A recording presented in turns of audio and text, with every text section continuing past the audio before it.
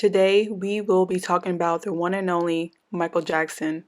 There has never been and will never be anyone like him. And let me tell you why.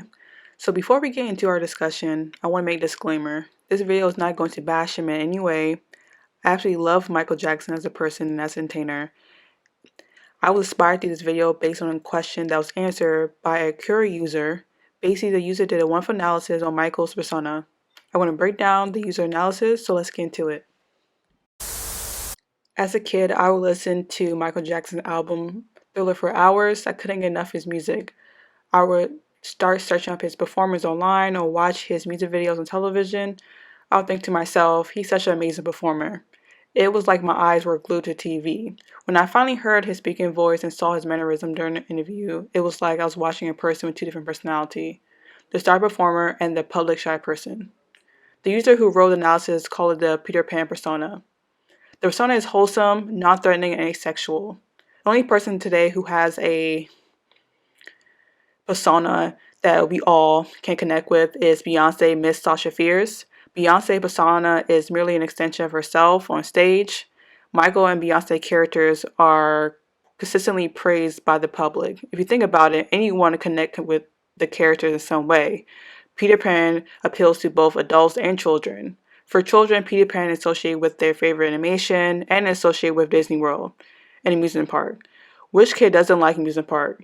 For adults, they get the opportunity to be a kid again, a child with no care in the world but having fun.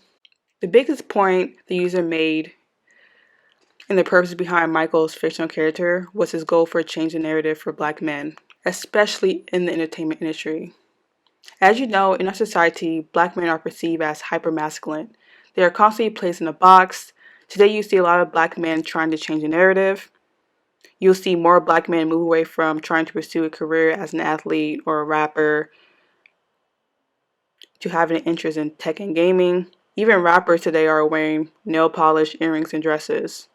You can say that Michael Jackson and Prince had something to do with that shift. Others might say Little Richard was the one who first started, but it really depends on who you speak with.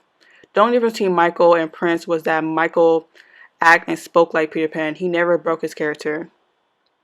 Do you think Michael Jackson could have gone far in his career if he acted, spoke, and carried himself like a stereotypical black man? I think not. It's sad to say, but it's hard for any artist, black or white, to tap into the opposite group.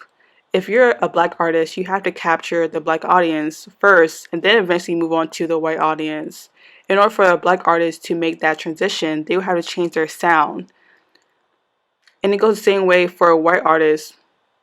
Now let's look at Justin Timberlake. He went from being a pop boy band group singing Bye Bye Bye to singing R&B songs like Rock Your Body. In order for Justin to get attention of the black audience, he had to switch to R&B. For Michael, he wanted to get attention of the world, not just one set of people. Some people might argue and say he can't move away from the black narrative because of his appearance. He doesn't look like a stereotypical black person. In a way, I understand their argument, but if you look at the artists at his generation, like Prince, Lionel Richie, and the DeBarges, they all light in complexion. They were never on his level in terms of fame. It tells you that being a global artist takes more than looks. It takes strategy. The entertainment industry has gotten a bad rap over the years. It's known for being wealth and power driven. It was foreign to see an artist like Michael, who was being seen as the American ideal of religion, family, and moral values, according to a psychological expert in the Esquire. His ability to have a boyish charm, to be an extremely talented performer, and having values made him stand out from the crowd. He was a clean gene in a business filled with dirty Harrys, as stated by a psychiatrist, Dr. Anthony. He continued to say his wholesome, innocent, and naive little boy qualities have given him a magical grip on the country's emotions. Now let's dissect that quote.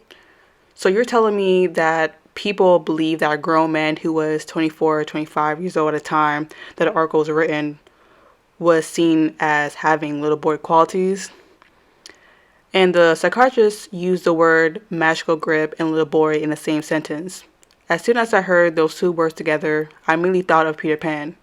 Mind you, the media destroyed him before and after his court cases. about his childlike personality.